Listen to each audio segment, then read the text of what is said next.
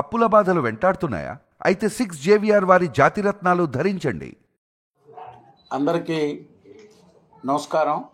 విధిలేని పరిస్థితుల్లో ఈ ఇంట్లో ఈ యొక్క మీడియా సమావేశం నిర్వహించాల్సినటువంటి పరిస్థితి వచ్చింది. వాస్తవానికి మేము 30వ తారీఖు వరకు ఈ కార్యక్రమం వద్దనుకున్నా. సాక్షి లాంటి పనికిమాలిన మీడియా దుర్మార్గమైనటువంటి రాతలు రాస్తే దానికి ఇది సందర్భం కాదు, కర్మక్రతువుల కార్యక్రమం పూర్తయ్యాక స్పందించాలనేటువంటి దీంట్లో ఉన్నాం. చివరికి దాన్ని కూడా సమాధానం చెప్పుకోలేక మేము రాసిన వాస్తవాలకి ఏమీ సమాధానం చెప్పలేనటువంటి అని మళ్ళీ ఒక ప్రచారం మొదలుపెట్టారు. సరే, ఇంక ఇది తప్పదు అనేటువంటి ఆలోచనతో ఈరోజు వారు చెప్పినట్లుగా ఇది కరెక్ట్ కాదు, మనం చెప్పాల్సిందే, చావును కూడా ఈ విధమైనటువంటి దుర్మార్గపు రాతలతో రాజకీయం చేస్తున్నారనేటువంటిది ఆలోచనకు వచ్చి ఈరోజు ఆ కుటుంబ సభ్యులు ఎంతో దుఃఖంలో ఉన్న మీడియాకి వాస్తవాలు చెప్పాలని ఈరోజు అందరం ముందుకు వచ్చాం. సాక్షి పత్రికలో సుబ్బానాయుడు డెత్ బెడ్ మీద ఉంటే చనిపోయినటువంటి దాన్ని కూడా ప్రకటించకుండా ఆస్తుల బదలాయింపు కోసం ఒత్తిడి తీసుకొచ్చి ముఖ్య నేతలు వచ్చి రిజిస్ట్రేషన్లు మణిపాల్ హాస్పిటల్లో చేయించారు. 200 కోట్ల రూపాయల 40 ఆస్తులు బీదా రవిచంద్ర దుర్మార్గంగా భార్య పేరు, కోడల పేరు, తమ్ముళ్ళ పేర్లతో, ఆయన అనుమాయుల పేర్లతో ఆస్తులు బదలాయించుకున్నాడు. ముఖ్య నేత వచ్చి కూర్చొని ఒత్తిడి చేసి ఇవన్నీ అధికారాన్ని అడ్డం పెట్టుకొని ఆస్తులు కుటుంబ సభ్యుల మీద తీవ్రమైన ఒత్తిడి చేసి మళ్ళీ పదవి కూడా మీకే కొనసాగిస్తాం, ఈ ఆస్తులన్నీ మేము చెప్పినట్టు చేస్తే అసలు మీరు కడుపుకు అన్నం తింటున్నారా? మీరు ఒక మనుషుల?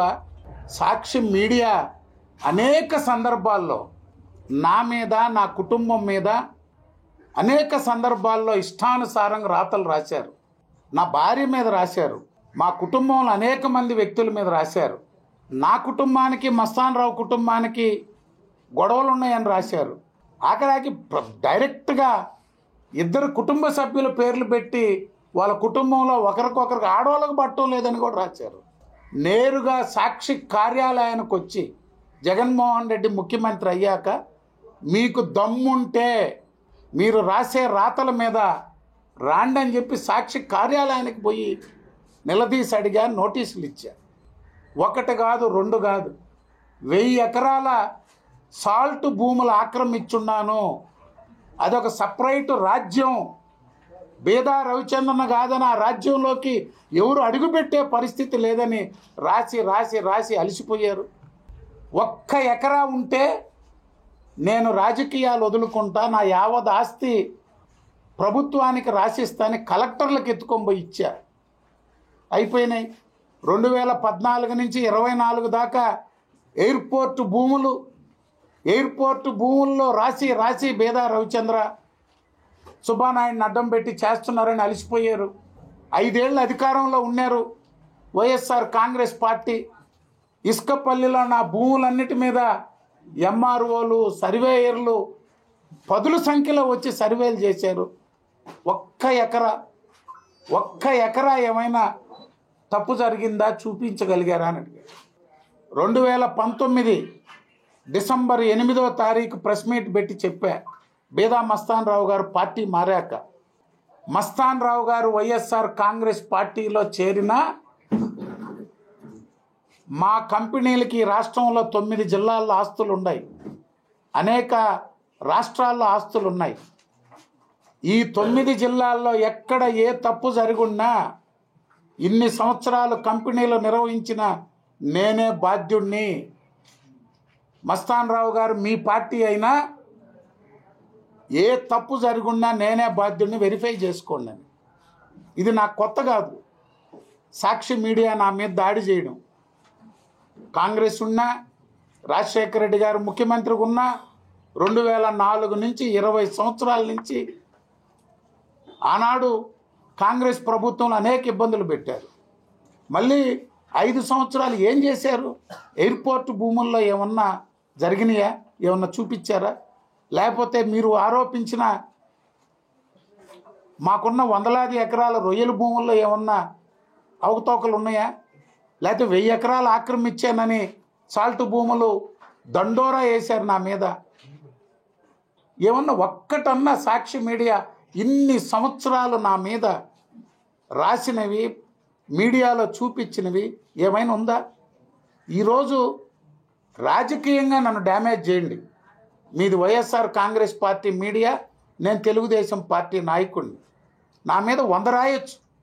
కానీ నా ఆప్త మిత్రుడు, 30 సంవత్సరాలు కలిసిమెలిసి తిరిగాం.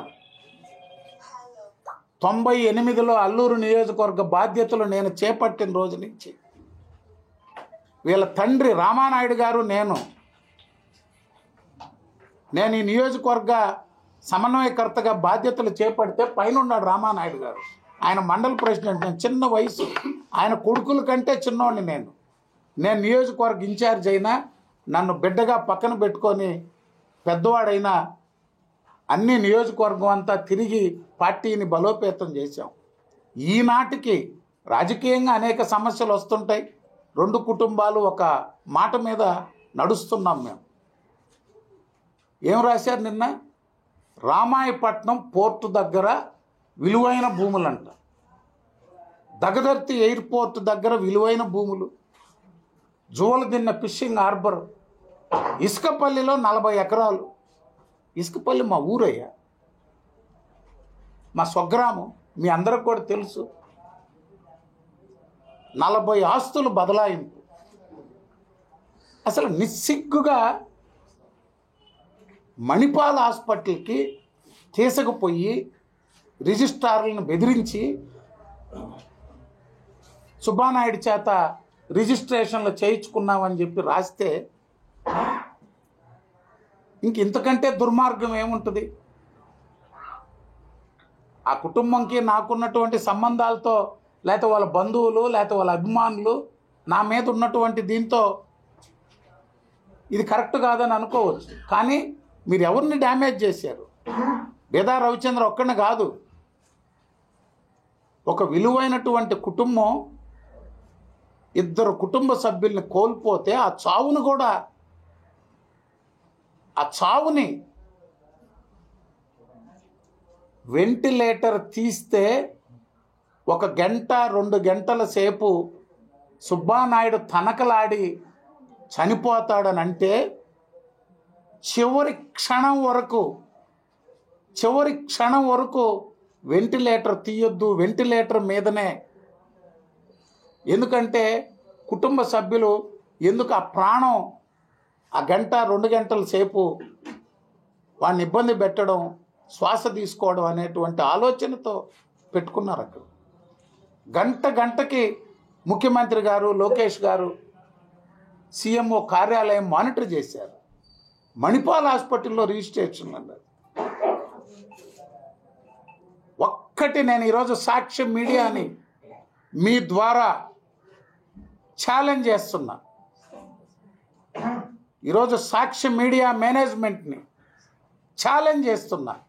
మీరు రాసిన కథనాల్లో ఏ ఒక్కటి వాస్తవమైన నా యావత్ ఆస్తిని సాక్షి మీడియాకి రాసిస్తా.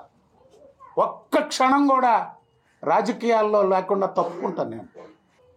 ఇంత దుర్మార్గం మంచిది కాదు. ఇది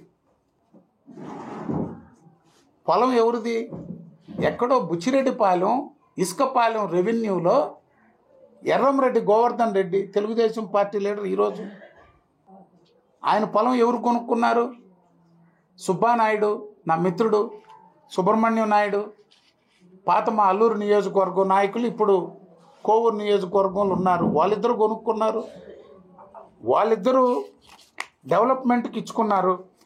సివి అసోసియేట్స్ 2020 హరిప్రసాద్ రెడ్డి మరొక ఆయన ఫెయిల్ అయిపోయాడు. చిట్టమూరు వెంకటరెడ్డి బెంగళూరు, జొన్నవాడ కామాక్షమ్మ తల్లి భక్తుడు, ఈయన చైర్మన్ ఉన్నాడు. 2019లో పొలం కొనుక్కుంటే 2022 దాకా 2.5 సంవత్సరం ఇద్దరు డెవలపర్స్ ఫెయిల్ అయిపోయారు అక్కడ. వాళ్ళకి సమస్యలుండి గోవర్ధన్ రెడ్డి గారికి, సుబ్బానాయుడు గారికి, సుబ్రహ్మణ్యం నాయుడు గారికి అవన్నీ సమస్యలు తీర్చి, నర్రా శ్రీధర్ గారు మీ అందరికీ తెలిసిన వ్యక్తే, ఈ కుటుంబానికి సన్నిహితుడు, బంధువు. దీనికి ముందు ఈ కుటుంబ సభ్యుడే మాలేపాటి శ్రీధర్ ఏడే, వీళ్ళ కుటుంబ సభ్యుడే. వీళ్ళు తీసుకోకముందు తీసుకున్న దాంట్లో ఆయన కూడా ఒక పార్ట్నరు. మొత్తం ఫెయిల్ అయిపోయి గోవర్ధన్ రెడ్డికి వీళ్ళకి మధ్యన సమస్యలుంటే పరిష్కరించి 2022 డిసెంబర్లో సెటిల్ చేసి 2023 ఫిబ్రవరిలో సర్వ హక్కులు సుబ్రహ్మణ్యం నాయుడు గారు, సుబ్బానాయుడు గారు వాళ్ళకి ఇస్తే, వాళ్ళు బుచ్చిరెడ్డిపాలెం సబ్ రిజిస్ట్రార్ ఆఫీసులో చేసుకున్న రిజిస్ట్రేషన్లని జరిగినాయి. ఎవరైనా కాదంటున్నారా? బుచ్చిరెడ్డిపాలెం సబ్ రిజిస్ట్రార్ ఆఫీసులో రిజిస్ట్రేషన్లు జరిగినాయి వాళ్ళు ఇచ్చిన పౌర పట్టాలతో. అసలు ఆ రిజిస్ట్రేషన్ కాగితాలు పెట్టి ఇసుకపాలెం, బుచ్చిరెడ్డిపాలెంలో ఉండే ఇసుకపాలెన్ని ఇసుకపల్లిగా చూపించి రామాయపట్నం ఏంది, దగదర్తి ఎయిర్పోర్ట్ ఏంది, 200 కోట్ల ఆస్తులేంది ఉన్నారు. సాక్షి మీడియాని ఒకటే చెప్తున్నా, మొత్తం కావిల్లో రిజిస్ట్రేషన్లు జరిగినాయి అన్నారు. రామిరెడ్డి ప్రతాప్ కుమార్ రెడ్డి గారు ఉన్నారు. ఈ నియోజకవర్గానికే చెంది మొన్నటిదాకా ఎంపీగా ఉన్న సీనియర్ నాయకుడు ఆదాల ప్రభాకర్ రెడ్డి ఉన్నాడు. ఆ లేఅవుట్ గురించి సంపూర్ణమైన అవగాహన ఉంది నల్లపరెడ్డి ప్రసన్న కుమార్ రెడ్డి గారికి. ఎందుకంటే ఈయన ఆ రోజు అక్కడే ఉన్నాడు. వైఎస్ఆర్సీపీ నాయకుడు ఎర్రవరెడ్డి గోవర్ధన్ రెడ్డి, సుబ్రహ్మణ్యం నాయుడు గారు ఇద్దరు. ఈ డెవలపర్లు, ఈ గొడవలు అన్నీ ఆయనకు కూడా తెలుసు. విచారించుకోండి, ఆ ముగ్గురిని పెట్టి విచారించుకోండి. అల్లూరులో ఏమైనా జరిగినాయా, కావిల్లో ఏమైనా జరిగినాయా, లేకపోతే ఏందో ఎక్కడైనా రిజిస్ట్రేషన్ జరగవచ్చు అనేటువంటి ఒక్క దీన్ని పట్టుకొని అల్లూరులో జరగాల్సిన రిజిస్ట్రేషన్స్ కావలి సబ్ రిజిస్ట్రార్ ఎక్కడికో పోయి ముందు. కావిలి ఏమన్నా అడవిలో ఉందా? కావలి అడవిలో ఉందా? కావల్లో ఎవరన్నా చేసుంటే, లేకపోతే ఈ రాష్ట్రం 26 జిల్లాల్లో, ఈ 26 జిల్లాల్లో ఎక్కడైనా రిజిస్ట్రేషన్లు జరుగుంటే తీండి. సాక్షి మీడియా, వైఎస్ఆర్ కాంగ్రెస్ పార్టీ పుట్టిందే శవ రాజకీయంతో, అధికారంకి వచ్చిందే శవాలను అడ్డు పెట్టుకొని, అందరూ అలాగే ఉంటారనుకొని సాక్షి మీడియా రాయడం ఇది ఒక దుర్మార్గం. సాక్షి మీడియాని వదిలిపెట్టం, పొరుగు నష్టం దావా వేస్తాం. మాలేపాటి కుటుంబం, నేను తెలుగుదేశం పార్టీని కూడా, ప్రభుత్వాన్ని కూడా డ్యామేజ్ చేసేటువంటి విధంగా కథనాలు రాశారు. ఈరోజు అధికారాన్ని అడ్డుపెట్టుకొని రిజిస్ట్రేషన్లు సాగించారని చెప్పి వాళ్ళని వదిలిపెట్టే ప్రసక్తే లేదు. ఇంత దుర్మార్గమైనటువంటి, రాజకీయంగా ఎన్ని రకాలుగా డ్యామేజ్ చేయొచ్చు, కుటుంబాల మీద, మనిషి చావు మీద ఒక దుర్మార్గపు ప్రచారాన్ని నిర్వహిస్తున్న వారినైతే క్షమించేది లేదని చెప్పి తెలియజేస్తుంది. మీకు